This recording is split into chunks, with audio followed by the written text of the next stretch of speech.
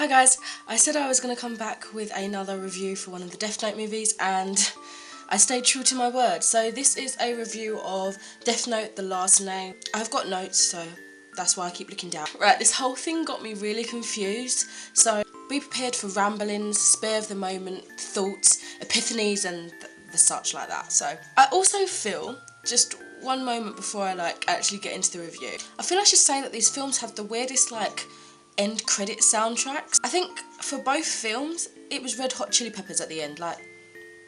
Nothing against Red Hot Chili Peppers, I mean I don't really like their music too much, but why them? It's just so out of the ordinary to what the film's about. It just didn't make sense to me. Anyway, got that out of the way, let's move on. I only decided to make notes of the first half of the film because after a break of a few weeks I gave up trying to make sense of the thing. I didn't pay much attention. So here's my review of pretty much the first half of the film and what I decided to pay attention to for the rest of the film. By the way, this is going to be a discussion video, as you can see from the title, so there are spoilers.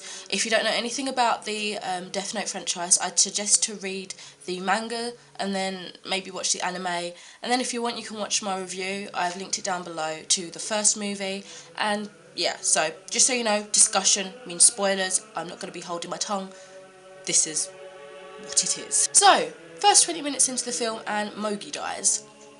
What the actual heck? He's actually really useful to the story as the plot thickens, in the actual manga and I guess in the anime. I really didn't see the purpose in killing him off in this film. From that point, I could already see that this sequel is going to make a terrible film 10 times worse, by doubling the awfulness. Again, storyline. It's definitely going to be this, isn't it? That's just going to be the main issue. Again, the storyline. Why can't they just stay true to the bloody thing? It just upsets me so much.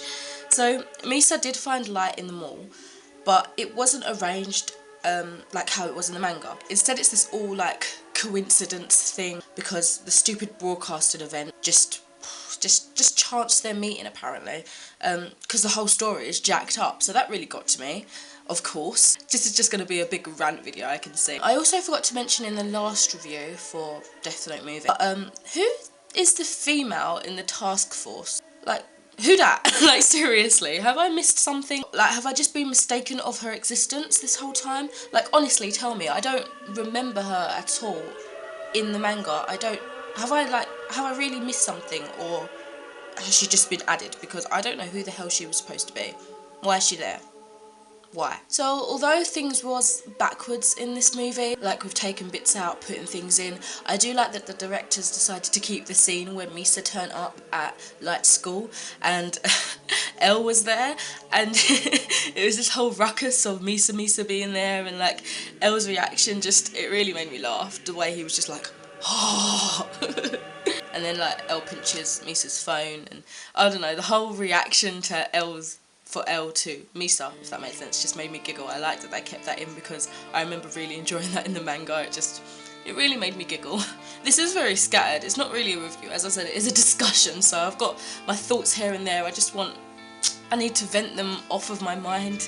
I left it quite a few weeks, so it may be a bit patchy, but it's given me time to cool off. But talking about it, I've realised now, after so long a gap between watching it and reviewing it, it's just got all this pent-up anger back out again, so really do need to express it. So, Sakura TV Anchorwoman as the third Kira. That whole thing, it was just too downplayed for my liking. But in saying that, I probably would have said the same thing, I probably would have complained if it was overplayed, if it was all action-packed and dramatic, just because I want to, because this film is bad. What happened to Iguchi as well? I think that was his name. He was one of the members of that really big organisation that was taking down all the important people in Japan, I believe, for their own success.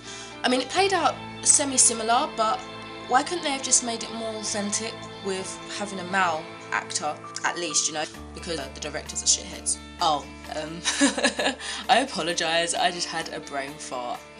I think she was the Anchorwoman. I think she was actually supposed to be Kiyomi Takada. I think that was it. The girl that kind of dated in high school, and yeah, she was also an Anchorwoman. But they didn't do the they didn't do it the way it was in the manga. That's why I'm so confused. So yeah, that changes things. But I don't know, this shit movie is messing up my Death Note knowledge. I'm really like, it's blasphemy. I'm really ashamed of myself. I don't know what's going on. So let's just carry on and pretend that never happened. But I'll quickly just say, if that is the case and she's supposed to be Kiyomi Takada, then where is the SPK in all of this? Like, where are they? If you don't know, if you like don't remember what I'm talking about the group with Nier and some other people. if this movie is that far in the series, then surely the SPK should be there. But I'll just leave that hanging there. I guess that's never gonna really be answered.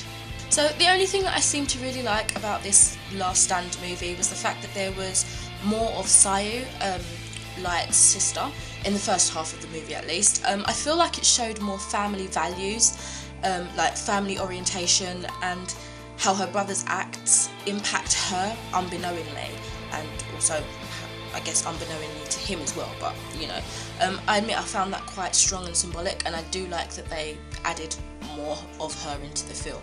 But I would have liked it if they kept her like that as a strong kind of presence throughout a bit more of the film rather than the first little section.